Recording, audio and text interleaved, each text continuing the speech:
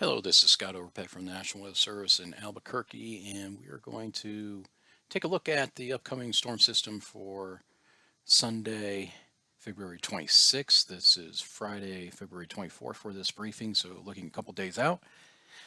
This picture of our webcam from the February 22nd event that we had this past Wednesday shows a lot of blowing dust, and we will probably see a lot more scenes like this on Sunday. So what are we looking at for Sunday as this storm system moves across? Certainly the high wind gusts, 35 to 45 mile per hour wind gusts over western New Mexico, but picking up over east central and eastern New Mexico, 45 to 65 mile per hour wind gusts in a few areas. Possibly in the Sacramento Mountains, southern parts of the state could get up to 75 miles per hour, as we'll take a look at. We're not looking at wind speeds to be quite as high as this past event on Wednesday, February 22nd. We are going to add some snowfall, but it doesn't look to be quite as much as what we saw on the 22nd either. We are going to have the fire weather threat for eastern New Mexico. Humidity levels may not get quite as low in the afternoon, but with those wind gusts, any kind of fire that starts, it's going to grow. Timing-wise, we're looking at mid to late morning hours for the onset of these winds, peaking in the afternoon, and then ending in evening hours. Fire weather watch from 11 a.m. to 7 p.m. Sunday. We do have the high wind watch from 10 a.m. all the way to 1 a.m. Monday, so the overnight period. Snow will start over western New Mexico and spreading east, and this is mainly with a cold front that's going to be pushing through, and that will also be the reason for the high winds and what's going to allow for pretty strong winds, as you'll see. The impact's pretty much limited to the high wind gusts. Sure, we'll get some severe, difficult driving conditions in some of the higher terrain areas with the snow, but it's really going to be the winds that will cause the blowing dust, down trees, maybe some real structure damage, power outages that we'll have to take a look at again, and then poor visibility, air quality with that blowing dust. Confidence, pretty confident. More confident in the high winds and the fire weather potential, but certainly can't rule out the snowfall in the higher terrain and some poor travel conditions in those areas. Here's our storm system out over the coast of California, and it's going to track across Southern California and then across Arizona and New Mexico on Sunday. These are some of the same messages and timing that we went over in the other graphic previous slide, but we wanted to show for context what the storm system looks like, and we've had kind of a parade of systems to move across our area from this similar storm track.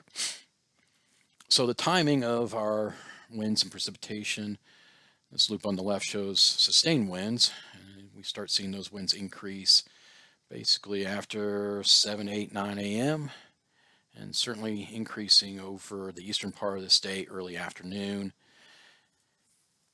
As far as snowfall is concerned, we're looking at western New Mexico, Four Corners down to the Gila, but it's really going to be the Tusas Mountains and the San Cristo Mountains that get the bulk of that snow.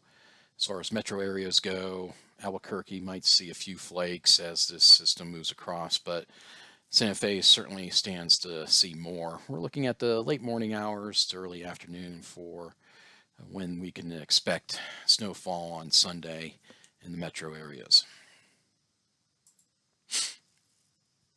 So the peak wind gusts, we certainly see the bright oranges and reds for the southern and eastern part of the state, down towards the Sacramento Mountains, Guadalupes, but certainly some splotches of orange in there for those 65, 60 to 70 mile per hour wind gusts, and that's kind of what we're looking at for much of eastern New Mexico.